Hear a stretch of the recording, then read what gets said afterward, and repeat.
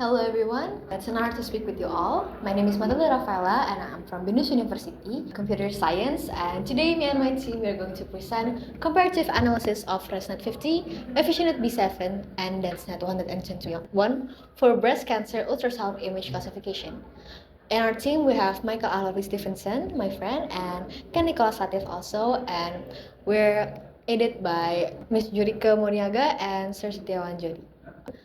Why do we take this as a topic? Because we acknowledge that breast cancer is a global issue.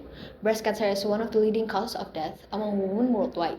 Because it has been documented that there's 2.3 million cases and up to 60,000 deaths in 2022 only. And it's projected to be increasing to up to 3.5 million cases by 2050.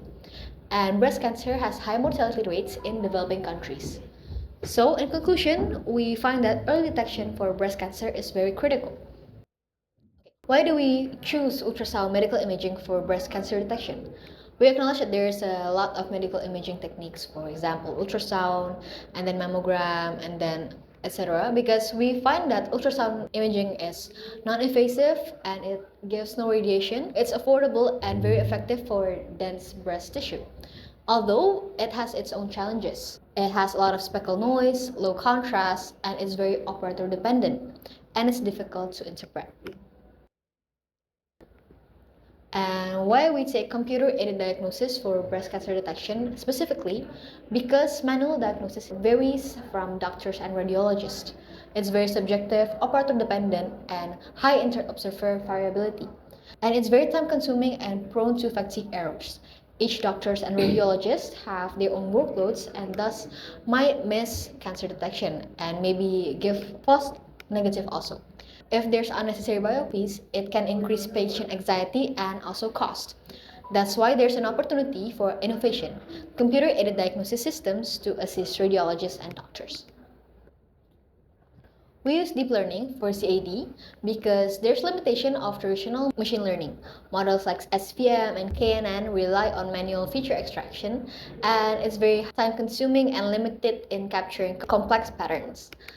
Deep learning has its own advantages. In deep learning, there is automatic extraction. CNN can automatically extract critical features directly from raw images, and it has superior performance. It consistently outperforms traditional machine learning in medical imaging. Its clinical impact can really deliver objective, consistent, and significantly faster diagnostic results. Leading CNN architectures in CAD shows that it's proven that it's the state-of-the-art models. And we choose a few models that is prominent in CAD, that's ResNet, InSNet, and Efficient. The problem in AI development, there's a lot of CNN that can be applied but not fairly compared because different data sets, different methods need different things.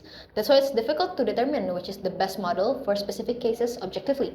That's why in our study, we found a gap, and our solution for that gap is to make a systematic comparison of three architectures, ResNet 50, DenseNet 121, EfficientNet B7, under identical condition, and use a consistent dataset, BUSI dataset, and evaluate original versus overlay segmentation in chance images. Methodology will be continued by my friend Michael Alavi. Next on, we'll hop to methodology. First off, our dataset. We are using breast ultrasound image dataset or BUSI. This dataset collected in 2018 from 600 female patients, and this is publicly available on Kaggle, published by Walid Al-Dabayani. This dataset has three different labels, which is benign, malignant, and normal. This dataset has two image conditions, original image and mask image, which will transform it into overlay image. First step of the methodology is data preprocessing. We use to resize the image, normalization the image, augmentation on minority classes, and generate overlay image and split the dataset into 72, 13, and 15%. For the model architecture, we use three different CNN architecture families, which is ResNet 50, which use skip connections, DenseNet 121, which is maximize the feature and has dense connections, EfficientNet B7, which employs compound scaling to achieve accuracy with high computational efficiency. Next on our model training, we set our training setup with batch size 8 using optimizer Adam, loss function using categorical cross entropy with duration up to 20 epoch, with overfitting prevention with early stopping patient 2. We using two different scenario, which is original image and overlay image. For the model evaluation, we use test dataset by 117 image.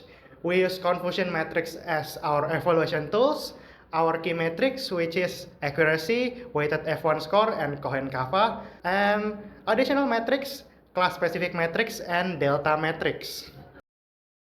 For the hardware and software specification, we use Kaggle as our software with two different NVIDIA Tesla T4 GPUs, each with around 15 gigabyte. We use language Python, and we using library like PyTorch and TorVision for deep learning and skitlearn for metrics.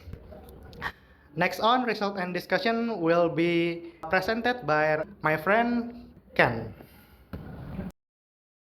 Next, we will be going to the result and discussion. So from the result, we can see that the original image, the best model to achieve the highest accuracy, F1 score, and kappa and malignant recall is ResNet 50, which is higher than both the other model, the ResNet 121 and EfficientNet B7. And from the table 2, you can see that the parameters and the computational efficiency of each models. And here we can see that ResNet 50 is the best on original images, because it has the highest accuracy and malignant recall. While EfficientNet B7, which has the largest parameters, underperformed. This suggests that large models may overfit in small datasets. In the last, the ResNet 121 is the most efficient model with the lowest parameter and the fastest training time, though it achieves the lowest performance. Next, we will go to the overlay image effect. From here, we can see that while all models experience a high improvement, the ResNet 121 benefited the most, becoming the highest performer from before achieving the lowest with original images. It achieves a high 98.29% accuracy. And another thing, malignant recall increased across all models, critically reducing false negatives. Here is the confusion matrix. We can see that for the ResNet 50 confusion matrix, both original and overlay has a diagonal color, which signifies that it achieves a high accuracy. The same goes for the ResNet 121 and also for EfficientNet B7. All of them have diagonal color, which is this, which signifies a high accuracy. We also compare with previous works on breast cancer. From here, we can see that our original results align with existing literatures, as our original results achieves 84% accuracy, which is on ResNet 50. And our overlay technique surpasses the prior benchmarks, which is on Baghdadi, which with ResNet 50 and MRFO, achieving accuracy 97.41%, our model achieves a 98.3%, which is higher. Lastly, our test is more challenging with a three-class benign, malignant, and normal, while other studies only has a binary classification. So in conclusion, in original images, ResNet 50 is the best model, achieving the highest accuracy and F1 and kappa, while EfficientNet B7 underperformed. This suggests that large models may overfit on low datasets. And ResNet 121 achieves the overall lowest performance. On overlay images, all models achieves a high improve significantly, achieving 12 to 15% gains in accuracy, with ResNet 121 benefiting the most, transforming from the lowest to the highest performer. While mask information provides valuable cues for cancer detections. So we have a recommendation, feature works, and limitations for the future. On recommendations, we can see that the dataset has no mask. We can use the ResNet 50. While if the dataset has mask, we use the ResNet 121 with overlaid image. On feature works, we can improve on multi-center validation, lightweight models for clinical deployment, and implement explainable AI for transparency. While our limitations are the dataset limitations, because it has small datasets with trust imbalance, and the black box nature, which limits the clinical trust.